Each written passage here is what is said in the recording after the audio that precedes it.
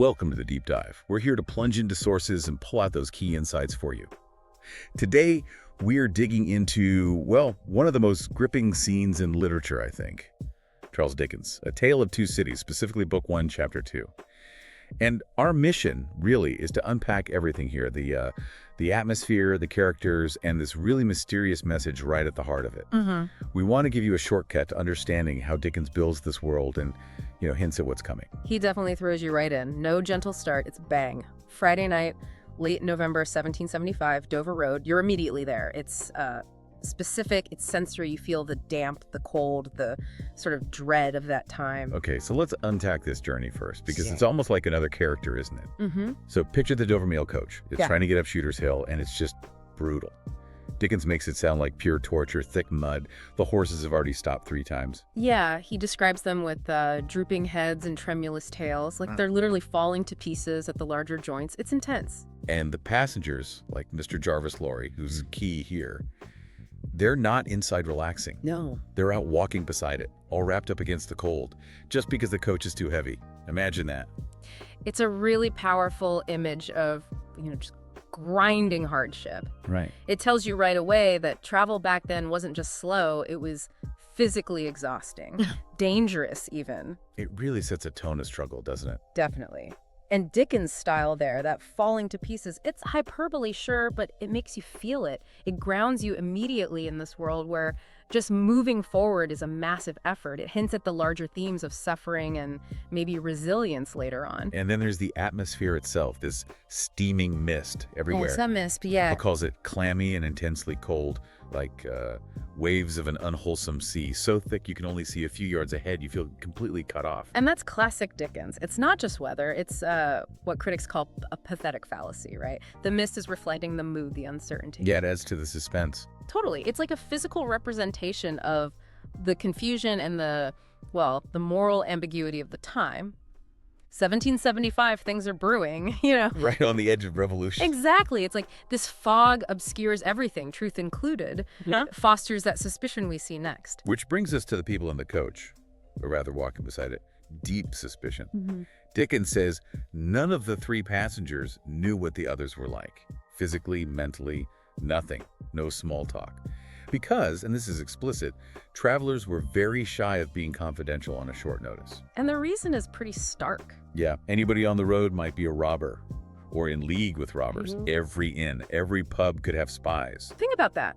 In an era with no instant communication, no real organized police force like we know, strangers aren't just unknown, they're potential threats automatically. What does that do to people? It creates this constant tension. It absolutely does. And it foreshadows so much in the novel. Hidden identities, secrets, the past lurking. This baseline mistrust is kind of the psychological soil for revolution later. So naturally, the guard, Joe, is armed to the teeth. Oh, yeah. He's not messing around. He's got his hand on this arm chest. Inside, a loaded blunderbuss. Which is like a short, wide shotgun, basically. Brutal at close range. Right. And under that, 6 or 8 loaded horse pistols, and then even a substratum of cutlass. A sword. It's almost comical how much weaponry he has, but it underlines how real the danger felt. It wasn't just a possibility, it was expected. Even the coachman, Dickens says, was sure of nothing but the horses. And we've just heard how unsure they were. No, right? It really drives home that feeling of constant peril, needing to be ready for violence at any second that runs right through the book. Okay, so the coach finally makes it to the top of the hill. There's this pause. And then the coachman, Tom, hears something. Yeah, a horse at a canter coming up. But Joe, the guard, he hears it differently. I say a horse at a gallop, Tom. And that slight change canter to gallop, it just ramps everything up instantly, doesn't it? Oh, immediately. Alarm bells. Joe jumps to his post. Gentlemen, in the king's name, all of you, cocks the blunderbuss. Ready to fire. And the passengers' hearts are pounding. They know what a galloping horse in the dark probably means. It's almost Pavlovian for that time. Galloping horse equals danger. Robbery, usually. Right. Dickens uses that shared fear to build incredible suspense just from a sound in the mist.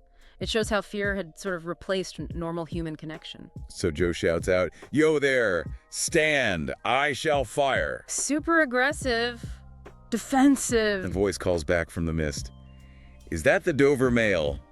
Jay's still suspicious, though. Never you mind what it is. What are you? Then the rider says, I want a passenger. Mr. Jarvis Lorry. Ah, our man. So Mr. Lorry identifies himself. But look at the other passengers. They don't relax. They eye him distrustfully, then quickly shut the coach window. See? Even a messenger isn't trusted. Everyone's isolated in their fear. Lorry has to smooth things over. I belong to Tellson's Bank, he tells the guard.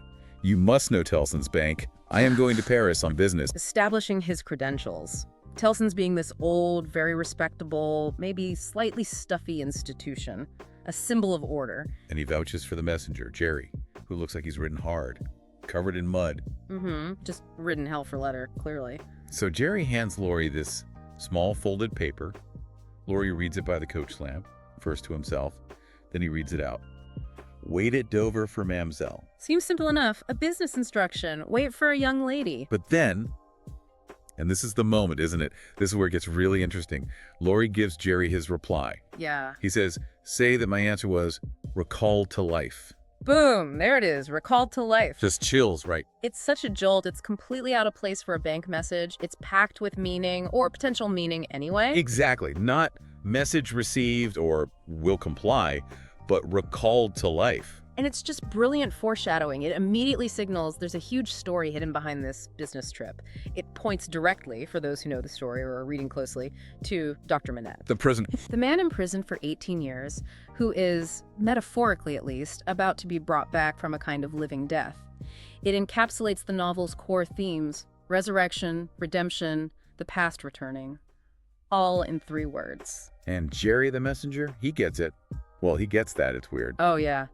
He started in his saddle, calls it a blazing strange answer. And later, when he's walking his horse, he's muttering to himself about it. Recalled to life.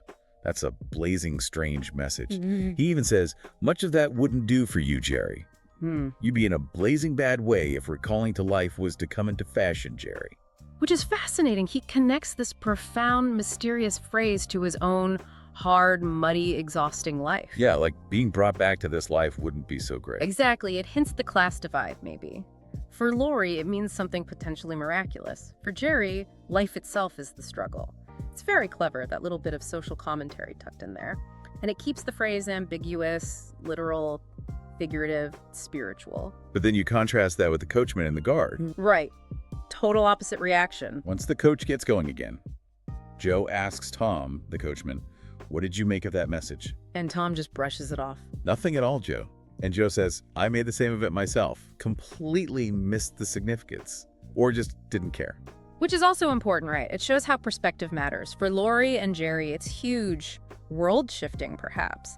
For the guys just trying to survive the night and get the coach to Dover. It's just weird words. Exactly. Just another odd thing on a very odd, dangerous night.